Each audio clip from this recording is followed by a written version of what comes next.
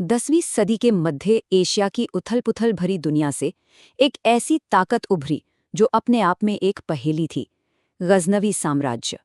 सोचिए, एक ऐसा साम्राज्य जिसकी नींव तो तुर्क योद्धाओं ने रखी, लेकिन जिसने फारसी संस्कृति को आसमान तक पहुंचाया। तो चलिए आज इसी दिलचस्प कहानी में उतरते हैं। और यही आज का हमारा सबसे बड़ा सवाल है कि आखिर ये हुआ कैसे। कैसे तुर्क गुलाम सैनिकों ने एक ऐसा साम्राज्य बनाया जो फारसी कल्चर का सबसे बड़ा चैंपियन बन गया। आइए इस गुत्थी को मिलकर सुलझाते हैं। देखिए, इस कहानी को समझने के लिए हमें थोड़ा पीछे जाना होगा, उस दौर में जब सामानी साम्राज्य बिखर रहा था और तुर्क सैन्य परिवार ताकतवर हो रहे थे। यहीं से सारी बात शुरू होती है। जरा उस समय की कल्पना कीजिए, एक बड़ा साम्राज्य अंदर से कमजोर पड़ रहा है, एक पावर वैक्यूम बन गया है, और इस खाली जगह को भरने के लिए कौन आगे आए? वही तुर्क गुलाम सैनिक जो कभी उस साम्राज्य के रक्षक हुआ करते थे। हर तरफ राजनीतिक उथल-पुथल थी और इसी माहौल ने गजनवी के उदय की जमीन तैयार की। अब इस कहानी को समझने के लिए मामलुक शब्द को समझना बहुत जरूरी है। ये सिर्फ गुलाम सैनिक नहीं थे, ये एक ऐसी व्यवस्था थी जहां गुलामी एक शुरुआत थी, अंत नहीं। मतलब एक गुलाम अपनी काबिलियत के दम पर सेना का सबसे बड़ा जनरल या यहाँ तक कि सुल्तान भी बन सकता था, और गजनवी इसी सिस्टम की पैदाइश थे। और देखिए ये सब कितनी तेजी से हुआ। सबसे पहले अल्पतिगिन ने गजना शहर पर कब्जा किया, फिर उसके गुलाम और दामाद सुबुक्तगीन ने बाकायदा एक राजवंश की नींव रखी, और फिर आया सुबुक्तगीन का बेटा महमूद, जिसने अपने भाई को हराकर सत्ता पर कब्जा कर लिया। एक नई ताकत अब पूरी तरह से तैयार थी। और अब बात करते हैं महमूद गजनवी की, वो शासक जिसके दौर में गजनवी साम्राज्य अपनी बुलंदियों पर पहुंचा।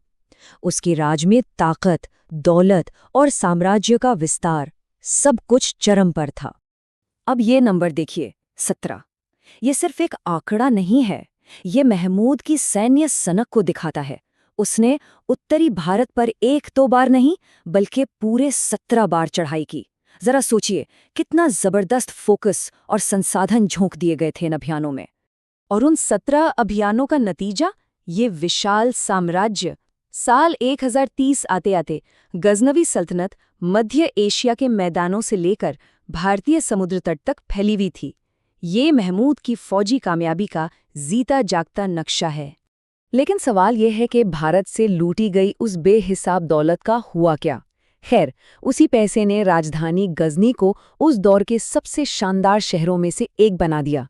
कला, साहित्य और आर्किटेक्चर का एक सुनहरा दौर शुरू हुआ, जिसे आज भी याद किया जाता है। और दौलत की इसी खोज ने इतिहास की एक सबसे नाटकीय और विवादास्पद घटना को जन्म दिया। साल 1026 में सोमनाथ के अमीर मंदिर पर किया गया हमला। ये कोई आसान सफर बिल्कुल नहीं था। 30,000 घुड़सवारों की फौज के साथ एक बेहद मुश्किल रेगिस्तान को पार करना, ये महमूद के इरादों और उसकी सेना की काबिलियत का बहुत बड़ा इम्तिहान था। रास्ते में छोटे-मोटे किले जीतते हुए आखिरकार वो सोमनाथ पहुंचे। तो सोचिए कैसा मंजर रहा होगा।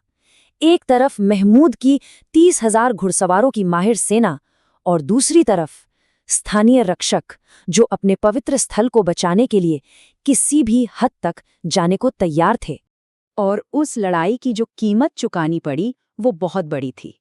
अनुमान है कि इस जंग में करीब 50,000 रक्षक मारे गए। ये आंकड़ा उस दिन हुई भयानक मारकाट की गवाही देता है। ये हमला सिर्फ लूटपाट के लिए नहीं था, ये एक बहुत बड़ा सांकेतिक हमला भी था।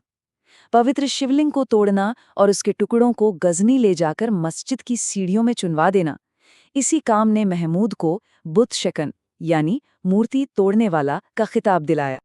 और हाँ, इसके पीछे का आर्थिक मकसद भी बहुत बड़ा था। मंदिर से करीब 2 करोड़ दिनार की संपत्ति लूटी गई। जरा सोचिए उस जमाने में ये कितनी बड़ी रकम रही होगी। इसी पैसे ने गजनवी खजाने को भर दिया और गजनी में चल रहे कल्चरल कामों को और हवा दी। लेकिन इतिहास का दस्तूर है, हर उरूज को ज़वाल आता है, हर साम्राज्य का पतन होता है। गजनवी अपनी ताकत के शिखर पर थे, लेकिन बहुत जल्द एक ऐसा मोड़ आया जिसने सब कुछ बदल कर रख दिया।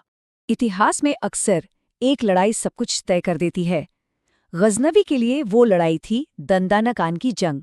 ये सेल्जुक तुर्कों के हाथों मिली एक ऐसी जबरदस्त हार थी जिसने फारस और मध्य एशिया में उनके दबदबे को हमेशा के लिए खत्म कर दिया। वो इस हार से फिर कभी उभर ही नहीं पाए। और इस हार का असर कितना बड़ा था, ये पहले और बाद की तस्वीर से बिल्कुल साफ हो जाता है। एक विशाल साम्राज्य सिकुड़कर बस अपनी एक परछाई भर रह गया था। इसके बाद की कहानी एक धीमी मौत की कहानी है।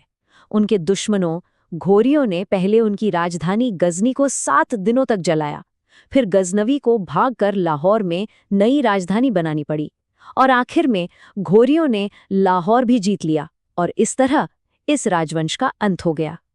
तो चलिए घूम फिरकर वापस उसी सवाल पर आते हैं जिससे हमने शुरुआत की थी। आखिर गजनवी साम्राज्य की विरासत क्या है? ये इतनी जटिल क्यों है? यही तो सबसे बड़ा विरोधाभास है। उनकी जड़ें थी तुर्की, वो मध्य एशिया के मैदानों से आए मामलुक थे, लेकिन उनकी आत्मा, उनकी संस्कृति, वो पूरी तरह से फारसी थी। उन्होंने फारसी को अपनी राजकाज और साहित्य की भाषा बनाया और उसे इस तरह बढ़ावा दिया जैसा शायद ही किसी ने दिया हो। तो ये सब आज हमारे लिए क्यों मायने रखता है? क्योंकि उनका असर बहुत गहरा और दूर तक जाने वाला था।